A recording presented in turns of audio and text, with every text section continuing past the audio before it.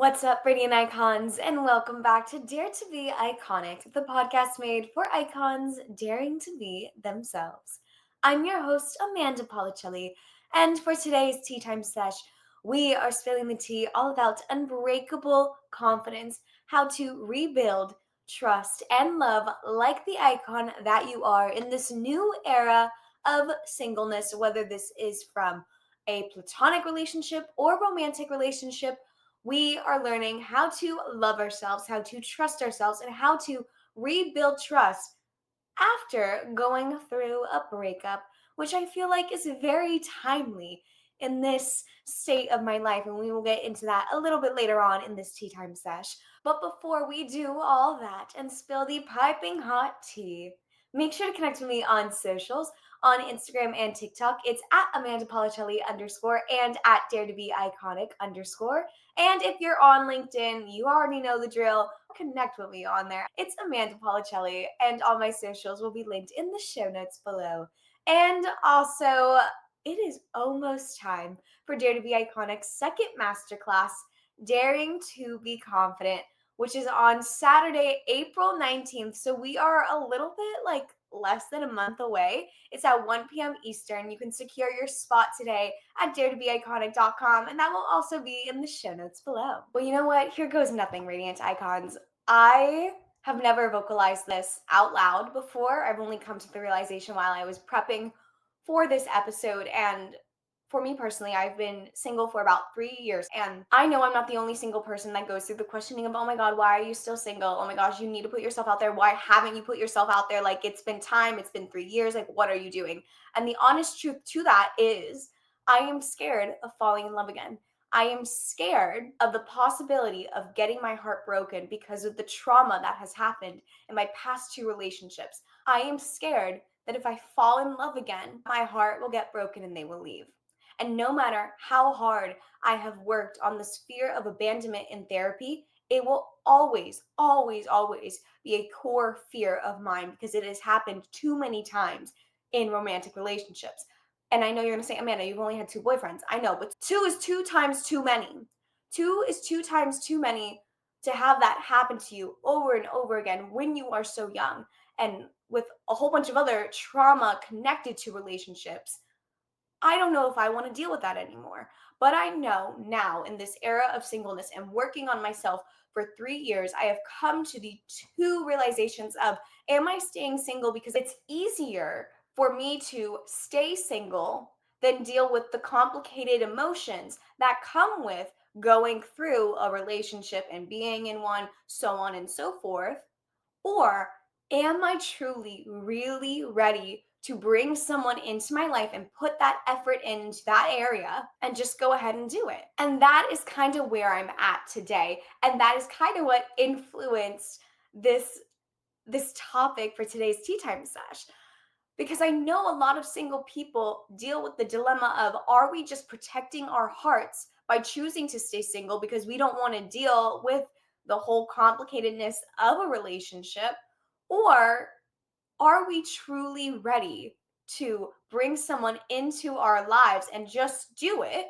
But before you go into that relationship, you need to know how to trust yourself, how to love yourself, and how to rebuild yourself, how to pick up the pieces. You have to be your own individual. And I know in my two prior relationships, I did not have a full sense of who I was. I thought I knew who I was, but I truly did not know who I was. And I know now at 26 years old, if I decide to go into a relationship at this point in my life, I now will be going into that relationship as a whole person because I believe that your partner should be in addition to your life. They should add value to your life that you currently have built for yourself. They should not complete you. And I know that may be a little bit of a controversial hot take, but you have to love yourself fully. You have to be your own best friend before you add anyone else into the mix. So, in this era of singleness, whether it's from a friendship breakup or a romantic breakup, we need to learn how to love ourselves. We need to know how to rebuild ourselves, and we need to know how to trust ourselves. So I have created a blueprint for you to build unbreakable confidence going into this era of singleness so no one can shake the icon that you are. So let's get into it. Are you ready, Radiant Icons? Because your tea time sesh is starting now. Step one is reconnecting with yourself. Confidence all starts from within. So, what makes you feel radiant? This is a time where you get to be so selfish and you get to prioritize yourself and you get to figure out what makes you you. Maybe it's falling in love with new hobbies that you never had a particular interest in, or maybe it's falling back in love with stuff that you stopped doing. For me, I know that it was reading again. It was finding new hobbies like watching Formula One. All these little things helped me rediscover and helped me reconnect with myself. It really set the foundation of me building and trusting and loving myself again because I was being so selfish with my time and I was prioritizing what I wanted to do. And I was figuring out what that was, what made me feel radiant, what made me feel confident. And falling in love with new hobbies or old hobbies again helped me reconnect with who I am at my core. Step number two is healing your relationship with love. You need to redefine what love and trust look like to you. And I know, it's a little bit scary, a little bit daunting, especially for us icons who have trauma from our last relationships or trust issues. They all go hand in hand. And I know it's really scary thinking of redefining and fixing that relationship with love and trust that you have because of the trauma that has come out of those relationships, especially when that trust has been broken. But I think in order to heal that relationship with love, you need to give yourself the love that you know you deserve. You need to redefine it for yourself because the longest relationship that you ever will be in life is the one with yourself. So take yourself out on some solo dates. By going out on these solo dates, you are rewiring your brain into seeing love in a different way. You are seeing love for the first time as the way as you should. When you take yourself out on a date that you want to go to, you are redefining the terms of love. You are redefining the terms of trust on your own timeline. So take yourself out on those solo dates and treat yourself.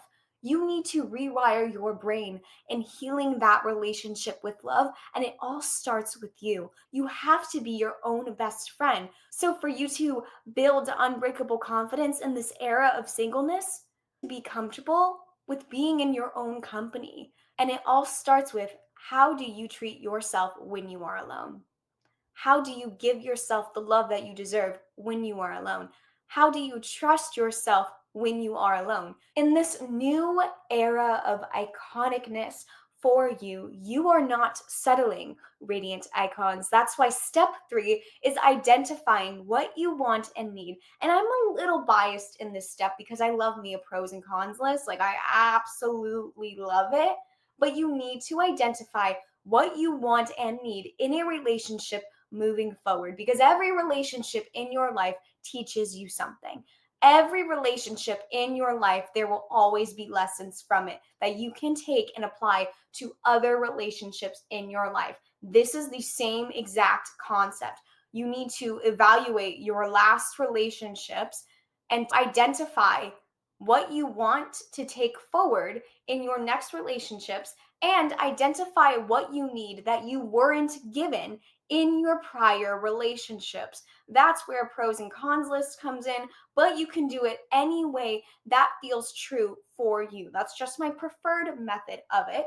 But when it comes to identifying your wants and needs, we are not settling anymore. We are not accepting the bare minimum, and we are being clear on our standards. There are no exceptions. Do not sell yourself short by being like, this was a non-negotiable, but this person seems pretty okay. Like, we can work on it. Nope, nope, nope, nope, nope. Do not do that for yourself. Do not sell yourself short of what you want and what you need. That is so important.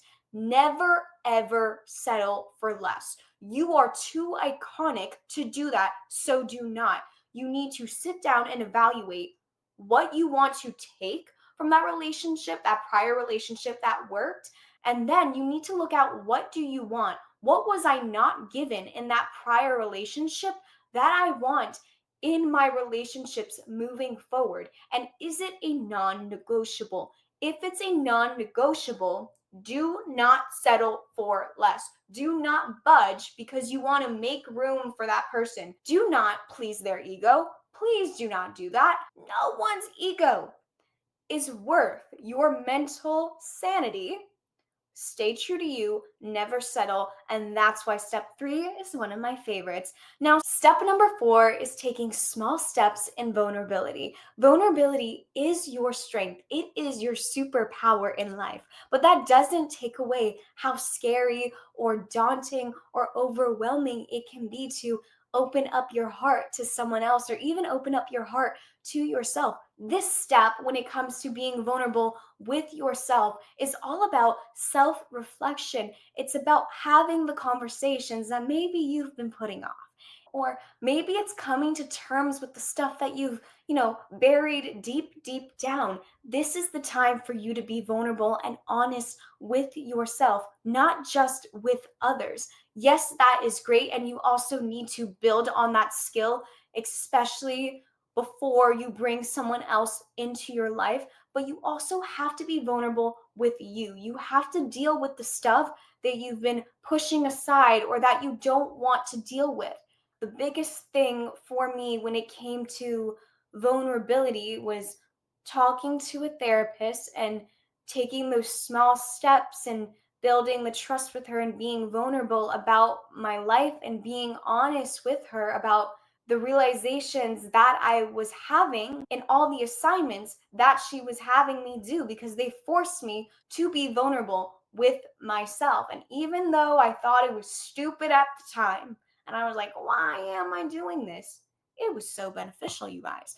It was so beneficial. So I had to build trust with her, build trust with myself, be vulnerable with her, which in turn helped me be vulnerable with myself. Every assignment that she had me do, whether it was writing a letter to my ex and then burning it in my front yard, or it was writing down the things that I was grateful for every day, whatever the assignment was that I thought was stupid, actually helped me become vulnerable with myself and answer the things and deal with the things head on that I didn't want to deal with. And I think that's what this step is all rooted in. Step number 5 makes me a little bit uncomfortable to talk about, but you know what? It's Dare to Be Iconic, so we're gonna do it anyway. And it's the step that I'm currently at, which is embracing the possibility of love again. And like I mentioned in our intro for today's tea time sesh, I am scared to fall in love, but the honest truth of it is that love is not something you should fear. Love is so beautiful, and the possibility of finding love is even more beautiful, but it doesn't make it any less daunting. And when it comes to embracing that possibility of falling in love, you just got to take a leap of faith. There's no logic behind it, there's no reasoning behind it. You just have to take the leap of faith and put yourself out there. Because again, love is not something that you should fear, even though it is scary. And even though I said I am scared of it, it's not something that I should fear. It is a privilege that we get to fall in love with people. It is a privilege that we get to fall in love with ourselves. It is so beautiful, and it's not something that we should fear, but I know it's scary because it's this fear of the unknown. And how do you know that you are ready to embrace this possibility of falling in love? I don't think you ever truly will know. I really don't think so.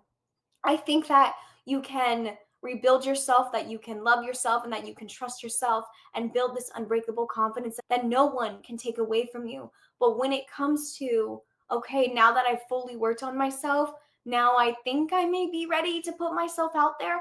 I don't think you truly ever are fully ready to do anything in your lifetime. You just have to do it. Because if we wait for all our ducks to be in a row, we will never do it. We will never take that leap of faith. We will literally never jump to do it.